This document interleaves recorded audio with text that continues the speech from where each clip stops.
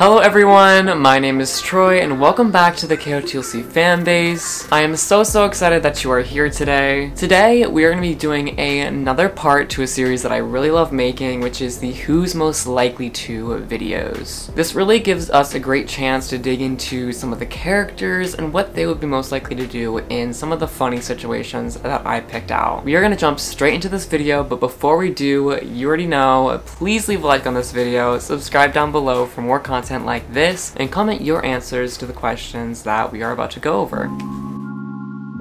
Alrighty, first up we have got who is most likely to become a counselor. For this question I put Fitz because I think with his background he has a really good shot at climbing up the ranks, and also because of his wealth he has that social mobility to climb the social ladder easier, and he has a lot of social capital, basically meaning that he has the ability to connect with a bunch of families. I think Fitz would definitely be able to bring a lot of positive change in the world. I think his relationship with Sophie is a bit wonky, but overall I have a really good opinion of Fitz, and I think he would do great things.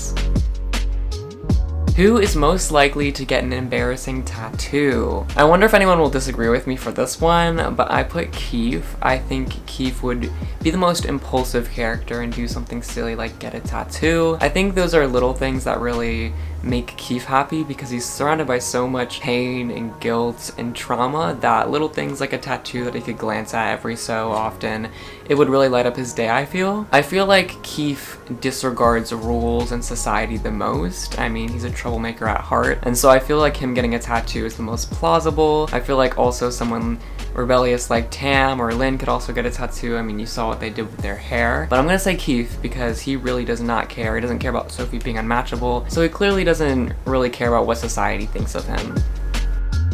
Who's most likely to own the most pets? I put Lynn because I think Lynn is a very nurturing and caring person. We know Lynn loves animals. On the KotLC Wikia, it says that Lynn is known to be very playful when it comes to animals. She has been also known to give animals unique names. For example, she named her pet mercat Princess Purryfins and has had full-on conversations with her. I feel like Lynn would take great care of her pets and would really care for them and give the attention that they need. Next up, who is most likely to become a TickTock star? And for this one, I'm going to go with Biana. Her bubbling personality, her great fashion would make her a great candidate to be a TickTock star. She has many talents, and I feel like she could definitely use her abilities to her advantage in making fun TikTok videos. I feel like she'd get really passionate with it and have all these cool shots and get interested in the music and the sounds behind TikTok and come up with a bunch of ideas, maybe do like fashion videos. Biana would be the most influencer and kind of LA out of all the other KotLC characters. I feel like she would bask in the fame, and I feel like she already has basked in her own family's legacy and wealth and fame that she has garnered in the Lost Cities. So I think Biana would be the perfect fit for a TikTok star.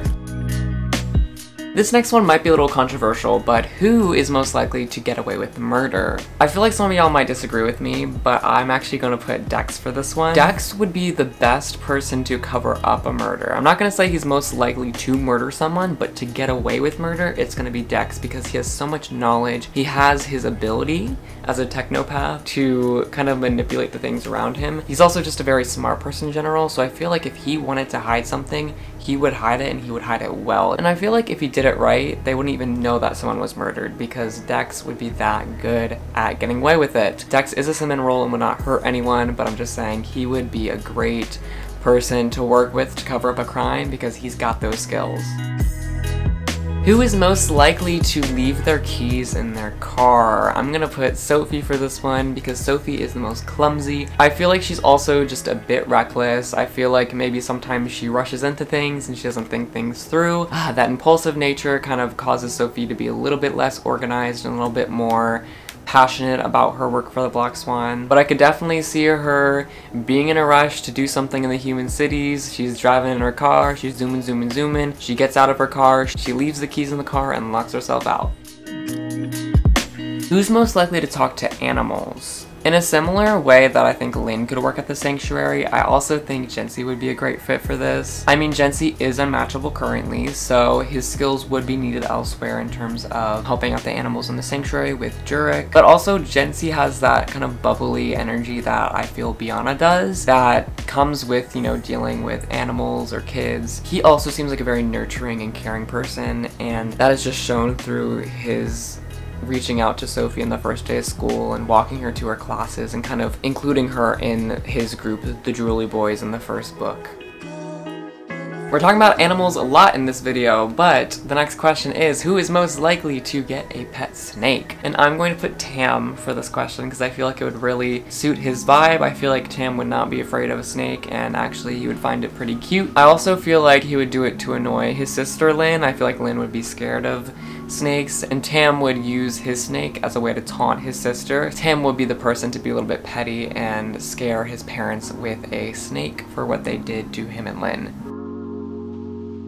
Next question is, who is most likely to spread rumors? And I feel like this is a pretty easy question. I mean, time and time again, Stina has spread a lot of rumors. Now that she's in the Black Swan, it's been a little bit better, but definitely in the early few books, Stina has been spreading rumors. She was taunting towards Sophie and her friends, and she's overall not a great person. I feel like Stina would be the person to spread a rumor so that Sophie could get expelled, or that Dex could get expelled, and that she could really do some harmful things to her enemies, especially because her family has a background in manipulating the truth a little bit. With Timken being in the nobility without having ability, kind of raises a red flag with me. Last question is, who is most likely to never get married? And I think that's going to be Morella. I feel like Morella has suffered a lot through her life, and she's gone through a lot, especially with her mom. Going along with my theory that Morella's dad is Trix, because that's the only Guster we know. There could definitely be problems in that marriage that we don't really know between Morella's mom and Morella's dad. Also, I feel like Morella's always been kind of rebellious, and you know, from the start we get that I'm not like other girls energy. She didn't like sitting with the girls at her school, and she befriended Sophie, who's an outsider. So I feel like Morella would be that kind of person to, you know, never enroll in the matchmaking list, and especially because of her ability as a pyrokinetic, it would be hard for her to find a match in this society. I feel like she would completely deny the societal norms there and just find someone she loves. I'm really rooting personally for Morella and Lynn, and I hope their relationship works out. But yeah, I really respect Morella in that she's very defiant. But that is going to wrap up this video. Thank you guys so much for watching, and I hope you guys played along. I'm so excited to see your comments on what you maybe agree or disagree with. Please do be sure to leave a like on this video. It would mean a lot to me, and it helps YouTube know that you like these types of videos. Furthermore, make sure to subscribe down below for more content like this. We try to post once or twice per week. I'm also going to pose a question for you in the comments. I want you to answer in the comments down below. Who is most likely to live the longest? I want to see who you would pick and why. But that is going to wrap it up for me, guys. Thank you so much for watching again, and I will see you in a future video. Have an amazing weekend. Bye!